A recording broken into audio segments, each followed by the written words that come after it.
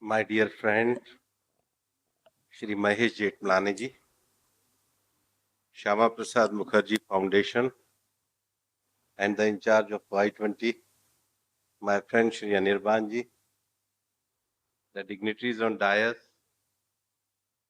so many my colleagues are sitting here, and dear friends.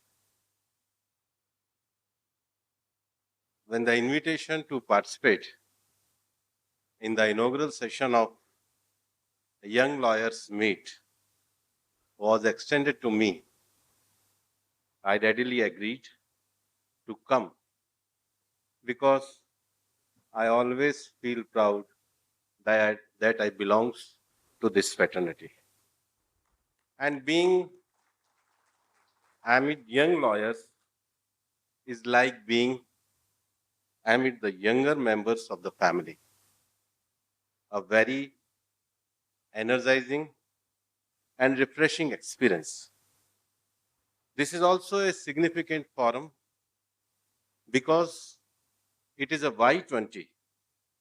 U20 has emerged as a vibrant forum for the young from all G20 member countries to establish dialogue with each other.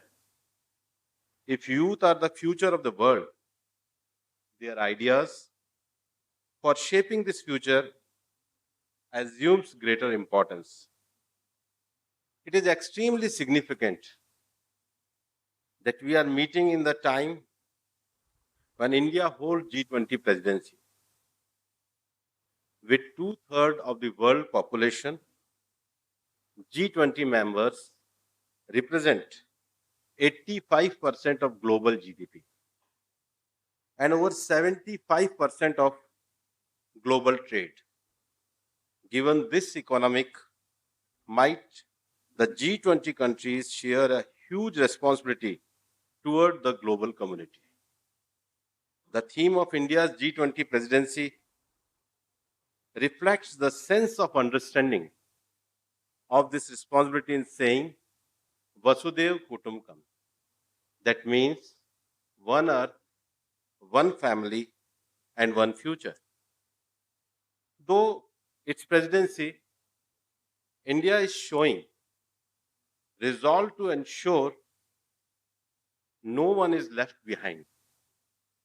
Through this inclusive approach adopted by India, the G20 nations are working to ensure economics is not devoid of morality. G20 encourages the youth as future of the raise awareness of global issues, exchange ideas, argue, negotiate, and reach consensus. Need I say that lawyers have a very critical role to play in the building this future leadership that is consensus oriented and that has a global appeal but is a local in essence and spirit. Lawyers are agents of social transformation. From the framing of the Constitution to ensuring constitutional values, our upheld lawyers have played a continue to play a critical role. And I would like to take a moment to talk about the word transformation itself here. When we talk about transformation, we get a sense we as a society are moving ahead and shaping a new order, a new system. We feel that which is transformed is completely different from the which is existed. My own sense is that this would be imposition. Transformation is not imposition of the new. Transformation is the process of building upon what we have to make it better, to make it suitable, and the time that a society lives in, societies survive because of the evolution, not upheavals. These young lawyers meet has taken up two very crucial issues for panel discussion today. The advent of foreign law firms, and second about the parliamentary supremacy or judicial overreach. Are these issues related to social transformation? Do the Floodgates for foreign law firms make a continuum in a globalized world? Are issues of parliamentary supremacy or judicial overreach new and a result of the way in which society is being molded? These are questions and I believe can be taken up when the panels begin their discussion and deliberation. But I think more practical way to find answer would be find how we reach the questions itself. The subject for the panel discussion are just one-line statements. But what subject we choose to discuss is a statement by itself. These statements are chosen because of a particular purpose. Do these statements concern individual interest? Do they concern the interest of legal fraternity? Or do they concern the interest of a society? It is important to have this clarity when we set out for our points in discussions. And I am not limiting the scope of this thought of the panel discussion on two important aspects here, but urging for its application in all our work as lawyers. This understanding of how and why we arrive at statement allows us to deal with the issue in a logical manner. Logic to lawyers is what water is to fish. We have a question in mind. We have to adopt a logical approach to find answers. But how do we know if our logic is correct or incorrect? To begin with, all young lawyers like you must ensure there is a coherence in your statements. When our statements jump from idea to idea, they reflect a lack of coherence and present a fluid argument. Logic ensures an uninterrupted flow of thoughts and statements. The best and most trusted way to make our argument logical is to back it with example.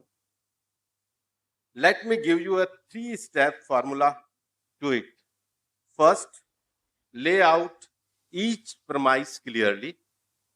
Second, provide example for each premise. And third, draw a logical connection to the conclusion. Friends, we in India have a huge resource pool of talented people. They are young like you, they are hardworking, and they have the will to achieve greater heights. The good news is the world is yours to take.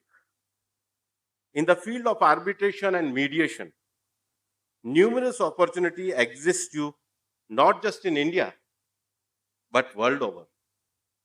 Our intellectual power allow us to lead. We have set an example for the world as a vibrant democracy with all of our diversity. Our legislative structure are strong. Pre-independence, we amended the constitution as per the need of the people. These amendments were endorsed by our courts. Such instances have been example for our legislative maturity. Our roots are strong, and therefore observation should not be seen as a legislative challenge. The Indian judicial system also has worked towards furthering the cause of the welfare of people. We, as a part of fraternity of lawyer, must work to make these roots stronger. When I began practicing as a lawyer, I came across some enlightening Latin maxims.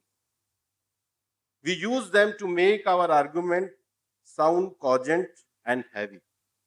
And Mahesh ji is also here, and I am well aware that I haven't been only the Indian advocate to do so. Most of lawyers in India have come to believe that wisdom of these Latin maxims covers judicial rationality. But I soon realized that many of these maxims do not cover the essence of legislative or judicial framework of Indian societal norms. It is time to turn Indian maxims and Indian logic. Why I am saying this?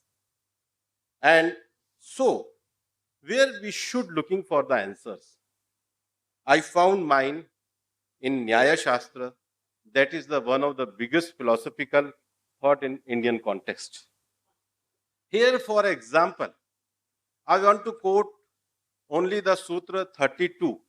There are 5 chapters and many sutras, but I only want to quote the Sutra 32, and that is the heart of Nyaya Shastra. It says, Pratigya hetu udharan upnaya nigmanani avyava. That means a proper argument must include 5 components. First is pratigya. Pratigya, here the meaning of the pratigya is the proposition or hypothesis, that which needs to proved or decided. Second word is the hetu. The hetu means the reason, can be positive or negative. The third word which is mentioned here is the udharan. Meaning of udharan, the general rule, that which is independently confirmed or confirmable. And fourth word is here, upnaya, that means the application of the rule. That means it may be a validity test or example of the instance. And fourth is nigmanana, that means the conclusion. And that is the sutra which we are having, which means the statement must have a logic, and for logic to be established, example are important. The correlation between logic and statement is important for good argument.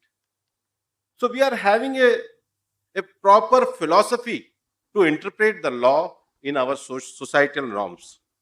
But to come to this nigmanana means conclusion. We must have, they said in the next sutra, jigyasa, either curiosity or sanshaya, either doubt. Then we can come to the conclusion. Curiosity will allow reaching the conclusion through imagination. The sanshaya or doubt will allow one to even look at the point of the opposition too. If we apply this way of thinking to come to conclusion, we and reach a constructive outcome.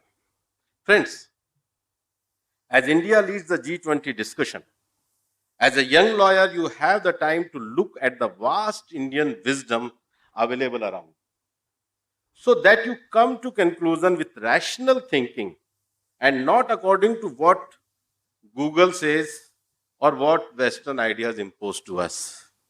The aim should be to create a professional expertise mixed with Indic knowledge.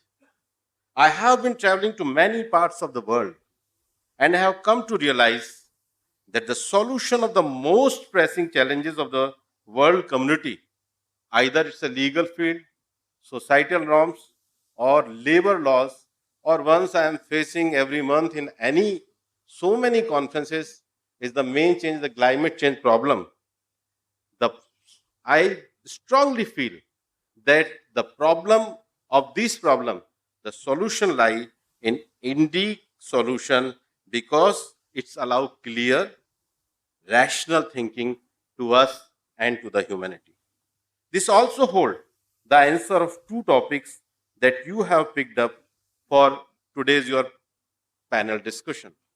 I will pause and leave you with these thoughts to work on. I wish you have a fruitful discussion and each of your returns enriched. Thank you for having me and thank for your patient listening. Jai Hind.